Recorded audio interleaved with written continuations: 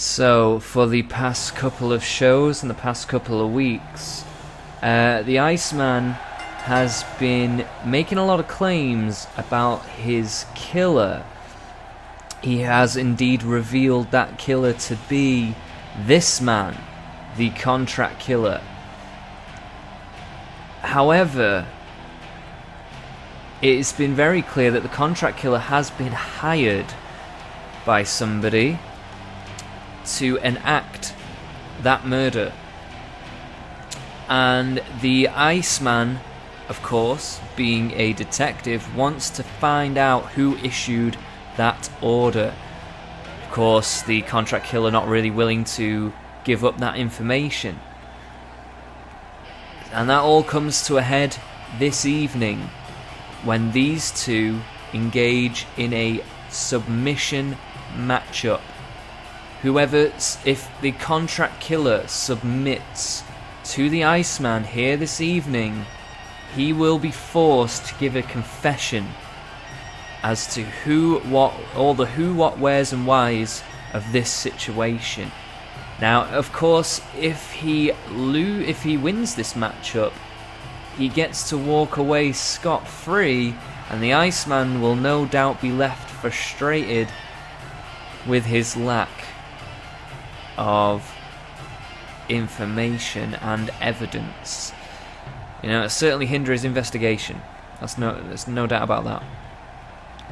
So let's see what happens with this. I'm very interested to see how this one plays out, and if we are going to finally get to find out who actually issued the order of the Iceman's murder. Contract killer kicking things off here with a back elbow strike. Sends Iceman to the ground. Iceman, of course, a reanimated corpse. Oh, great DDT there. A reanimated corpse. Brought back from the dead due to his extremely... Oh. Nice scoop slam there. To his extremely... what's the word? His expertise in his field as a detective, as a space detective. He's worked on many cases, and he was, of course, treated as a veteran of his field. And also, perhaps, the right man to investigate his own murder. Ooh, great DDT there from the contract killer. Contract killer specializing in assassination-like maneuvers, a lot of them being the DDT maneuver, the death drop, as it were.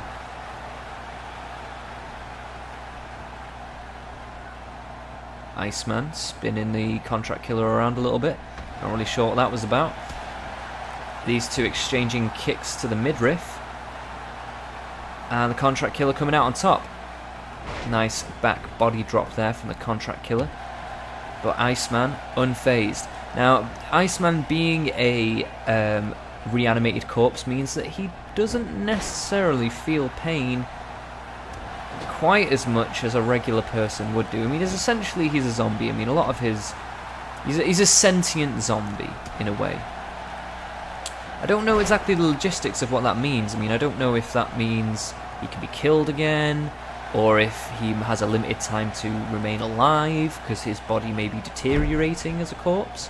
I know that he has to be kept on ice, which is indeed why he's called the Iceman. He has to be kept on ice in order to preserve himself. He sleeps in a huge vat. Well, not a vat, but like, those kinds of... those beds that Michael Jackson was rumoured to sleep in? Like a kind of cryo chamber type thing? Essentially, he sleeps in one of those. So, perhaps the Iceman only has a limited time here. Hard to say, really. I haven't really asked him about it. Contract killer, though, looking like he is getting the advantage in this matchup thus far. But, a lot of these things can change. We've seen it time and again.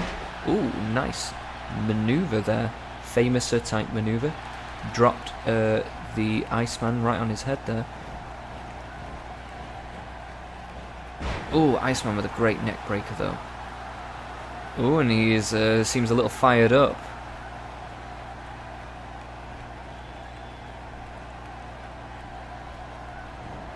Oh, and an eye rake, just for good measure. And a great jawbreaker too, just to send the Contract Killer to the ground. Contract Killer though with a great reversal just pushes the Iceman to the floor. Contract Killer now seems to be waiting. What are we going to see here? Oh my god! That was the deadliest death drop that I've ever seen. Great maneuver. And he goes in for the submission. Iceman's so close to the ropes. Can he get there? No. Again, Iceman has very, very good damage. I was going to say reduction, but that's not the right word.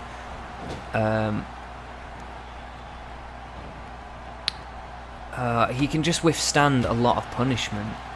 So, I mean, being in a submission matchup is actually kind of beneficial for the Iceman because he just doesn't feel pain. You know, he has a high damage threshold. You know, he can take a lot. But at the moment, it seems to me that the Contract Killer... Oh, wow! What a DDT. It seems to me that the Contract Killer is dishing out a lot of punishment, and if he can maintain this level of output, he can most certainly win this matchup. And here he goes again for that submission hold. And the Iceman taps out. Holy moly! It seems there's been a kink. Should I say a kink? More like a cork stopper put on the investigation of the Iceman. I mean, this could just be a roadblock. I mean, I have no doubt the Iceman is going to continue to pursue his killer. Well, yeah, we'll have to see how the Iceman responds to this. I expect that we'll see something to do with this in the shows to come. But yeah, very interesting result there. Contract Killer showing that he is extremely adept in the ring.